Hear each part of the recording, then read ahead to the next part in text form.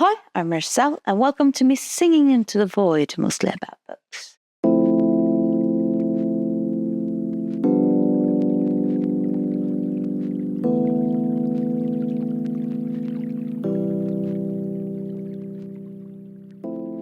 I have a project where I want to read one book from each country of the world, and for Hungary, I've read from the author László Krasznahorkai.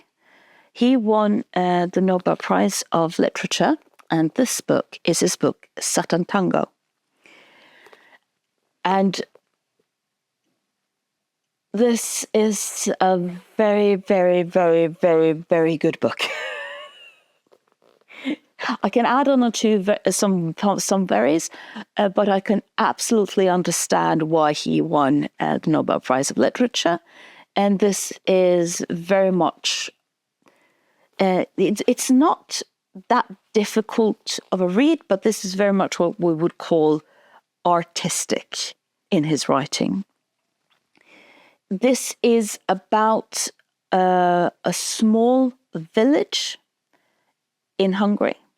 We are placed there, and what I found so fascinating at the beginning of the book, with just the placement of where we are, is that it points to something that I think is so relevant today, and that is the aspect of hopelessness on a collective scale. So this small village where we are, you can see all of the different characters that are present. They have given up. They don't think that things will be better. They don't think that things will change. And they don't think that they have power over their own lives and therefore the ability to change, because why do that? Nothing will ever change. And what you then see here is a form of negative spiral where the fact that they have given up hope means that they act in a way that they have given up hope, which confirms to them that they should absolutely give up hope. And there is a form of stagnation in connection to this. There is no growth. There is no, we are now going to do something to inspire something else. There is practically no children in this village because there is no future. Why should I have children if there is no future? And he deals with this, again, on a very collective level, and it hit me in the stomach because that is something that I can very clearly see in society today. That's and made me question, is so much of the stagnation that is happening on a global level, where we have stopped contributing to growth simply because we have no hope. And one way of then understanding sort of what is going on is that it's almost like a form of collective depression. It's not that the individuals are necessarily depressed, it's the society that is depressed. And again, if you know something about depression as an illness, that is also an illness that is horrible because the instincts you have when you are depressed very much makes you continue to be depressed. The number one thing to get out of depression is connection, is to go out and be with people. And the number one thing you want to do when you are depressed is to isolate yourself, which means that depression is very good at making you keep yourself depressed. And that is very much sort of what is presented at the start of this book. And you can absolutely question everything in what is then changing. Is things changing? How are they changing throughout the book? Because there is a character that people thought were dead that comes back, Eremas. And Eremas is a name that means appointed by God.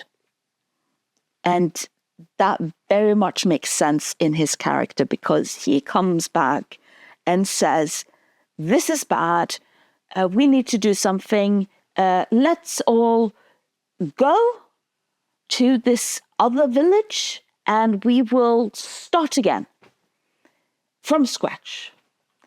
And because people are so depressed and desperate,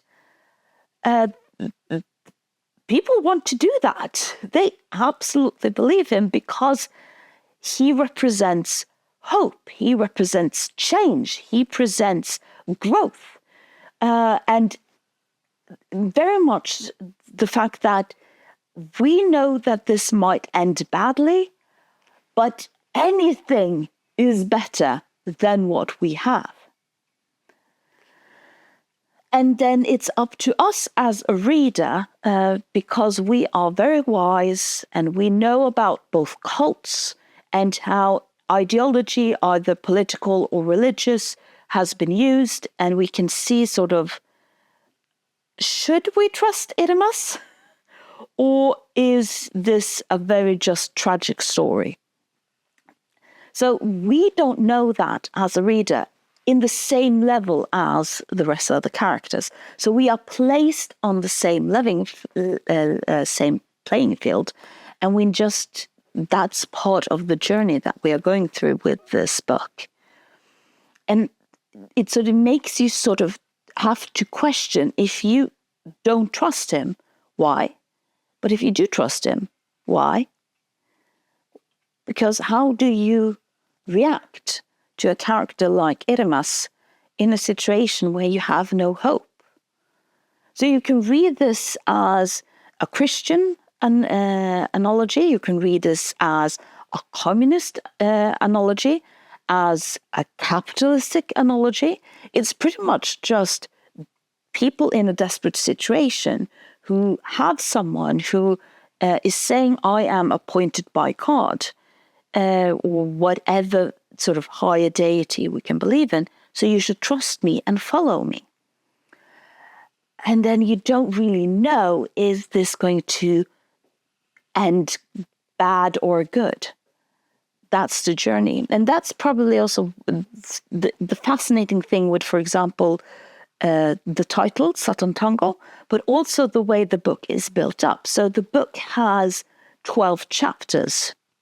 It has, so the first half of the book is the chapters 1, 2, 3, 4, 5, 6. And then the second half is 6, 5, 4, 3, 2, 1, which plays on going forward, going back, the interaction, and the fact that in a situation like he is describing, whether you're talking about a cult or a religion or a political ideology, nothing happens because one person comes in and says something. Everything is a form of dance. And it can be sort of that if I am desperate enough, I am willing to move with this person in a different way than if I was satisfied with my life. And then you, of course, because this is a village, there is more than just one person that Iremas is trying to convince to join him in this other village. They are also interacting with one another and dancing with one another and moving with one another. That nothing really happens independently of one another. And the fact that these are sort of desperate people sort of plays a part in how they view Iremas and how they act when Iremas is coming, and how the different people act when Iremas is coming.